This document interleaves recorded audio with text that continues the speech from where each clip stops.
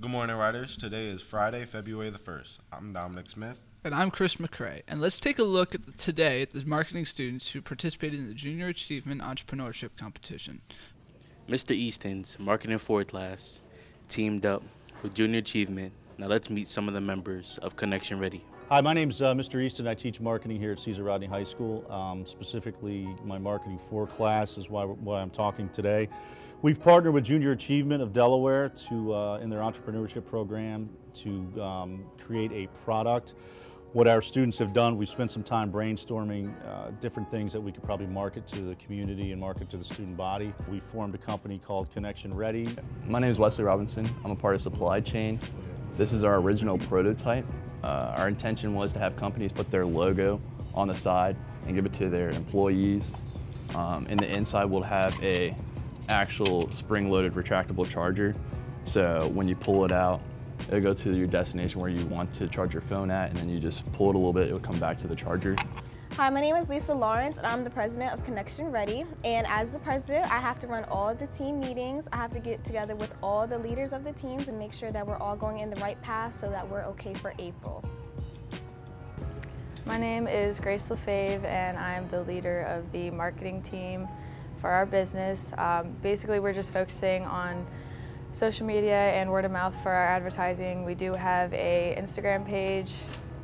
Its name is The Connection Ready. Hello, my name is Lauren Brooks and I'm a part of the management team for The Connection Ready. We are seniors that completely run this company by ourselves in the marketing 4 class for Mr. Easton. We gain a lot of skills that we can use in the future in whatever part of the business world that we may want to pursue. This may include gaining skills such as leadership, improving our communication skills, teamwork, and also a lot of time management. Hi, I'm Will Scott, and I'm a part of the finance team, and I am the finance leader. And what we do is report our budget, income, and cash flow to the rest of the team so that we know how much money we have and what we need to buy certain things. Now that you've met some of the members of Connection Ready, be on the lookout for the electric connection. Thank you, Ron, for that great story. Yo, Chris, Yeah. you know how TV shows have commercial breaks? Yeah, why?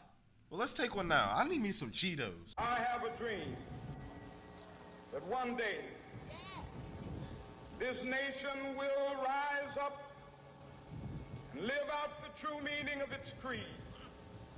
We hold these truths to be self-evident that all men are created equal. I have a dream that my 4 little children will one day live in a nation where they will not be judged by the color of their skin, but by the content of their character. I have a dream today. The Caesar Rodney School District wants to invite you to the Black History Showcase. It's this Saturday, February 2nd at 6 p.m. And don't forget, doors open at 5:30 for a gallery viewing. We're back. Yo, I'm not done with my Cheetos, bro. All right, let's go to another commercial break.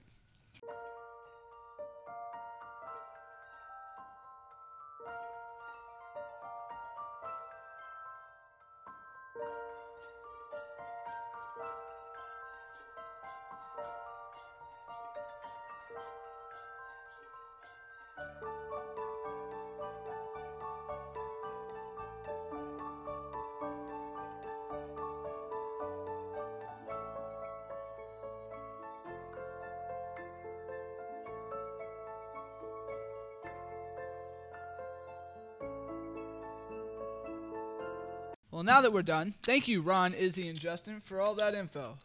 And now for our segments. Good morning, Riders. My name is Cameron Nestor, and let's get into the weather. Today, we're looking at a bit of some afternoon snow. Probably not going to happen. Saturday, it's going to be partly cloudy, and it won't be as cold as it has been, so 40 degrees. Super Bowl Sunday, there will be some sun, so enjoy the game. Monday, we don't have school. Just wanted to put that out there. So periodically, it will be sunny throughout the day, and it will also be mild. Tuesday and Wednesday, we will have some possible rain, so be prepared with a rain jacket. Thursday, it will be a nice and cool day for some light jackets. So that's all from me. Have a great day, and let's go Riders. All I want is loyalty, loyalty, loyalty. Which letter in the alphabet contains the most water? Huh? I don't know. Contains the most type of question. What? All of them. Huh? All of them. Repite, por favor. Dining with Dom. Dining with Dom. Good morning, Riders. This is Dining with Dom, bringing you your lunch menu for next week. Now, Monday we have no school. Tuesday we have sweet and sour chicken with rice and egg roll. Wednesday we have beef soft taco with cornbread. Thursday we have a choice of either a Cuban sandwich or an Italian sausage. And Friday we have buffalo chicken mac and cheese. Thank you. This has been Dining with Dom. Why is it when something gets wet, it gets darker, but water is clear?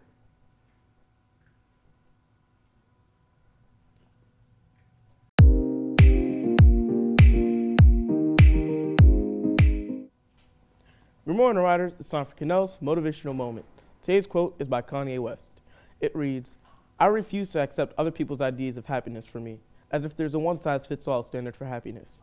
Find what makes you happy, stick to it." This has been Cannell's Motivational Moment. Thank you, everyone, for your segments. That's all we have for this week. Don't forget to stick around to watch Antonio's movie review. I'm Chris McCrae. And I'm Dominic Smith, and let's go Riders.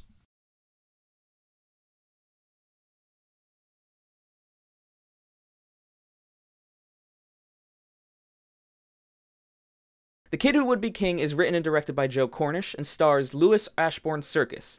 It follows the story of Alexander Elliot, a 12-year-old boy in London who discovers the blade Excalibur. Welcome to Rider Reviews. This is Antonio Rivera. Joe Cornish is also the director of Attack the Block, a sci-fi film that I've heard good things about. However, since seeing the first trailer for this movie, I've been skeptical of its quality. It looked like a low-effort, poorly written family movie. And this is also like the 100th King Arthur movie that's been made recently, and they keep bombing at the box office, just like this one did. And it's also January, the month where studios dump their trash, like The Bye Bye Man. So with all of this against this movie, there's no possible way it could be good, right? I am happy to say that this movie surprised me, most especially by the visual creativity put on display. The opening is this really stylized animated sequence that recaps the original King Arthur story, and I kind of wanted to see a whole movie like that. Then there's this seamless transition into the rest of the movie, with a surprisingly well done little sequence of Alexander getting ready for school. I really like the effort put into making mundane scenes visually interesting. Speaking of Alex, Louis Circus does a great job with the character, and is probably the best child actor in the movie. The others are fine, and thankfully never give a terrible or very annoying performance. In terms of visual effects, you can tell that this movie has a smaller budget than the big blockbusters we usually see, but they use this limitation to great effect in a lot of sequences, understanding what they had to do to make the best of it. A lot of the effects in the movie are either at night or obscured by stuff like smoke, which makes it harder to notice some of the rough edges in them, and it makes it more believable. Despite some of the cheapness of the effects, I really liked the undead soldiers that the characters had to fight in this movie. I thought their design was really cool, and they genuinely made me uncomfortable to look at, because they just were these husks of evil chasing after these kids. How the undead soldiers were utilized also never distracted me from the story on the action on screen, and whenever there was a sequence with them, it was usually very entertaining. The filmmakers really understood their limits and used it to their advantage, which made up for some of the lackluster effects scattered throughout. I also really love the concept of the film, of doing a retelling of King Arthur, but from the perspective of a 12-year-old boy, and the sense of scale it has, despite it all being about children. The final battle is actually really entertaining and has some decent shots and tension. In terms of negatives, the dialogue and the jokes could use a lot of work. There were several instances of repeated dialogue that felt like I was being spoon-fed information, and most of the verbal jokes fell really flat for me, and you can see some of them in the trailer, like that Mario Kart joke. Oh, and the references! Joe Cornish put a bunch of references into the dialogue to stuff like Star Wars and Shrek, and it just kind of took me out of the film a little bit, but I suppose I can understand it because all the characters are kids. Besides some of the mediocre acting and a general cheap feeling at some points, I feel that the positives greatly outweigh the negatives. The Kid Who Would Be King is a solid, entertaining movie with great heart and effort put into its creation. It's not perfect, it's not high art, but it's fun. And I think my favorite thing about it is how much it reminds me of myself when I was a kid. I've always had a vivid imagination and would constantly envision wild scenarios and battles where I would pretend I was in the midst of it and I was some kind of chosen one battling through hordes of undead. I really enjoyed this movie, and I think it's probably the best thing to come out this January.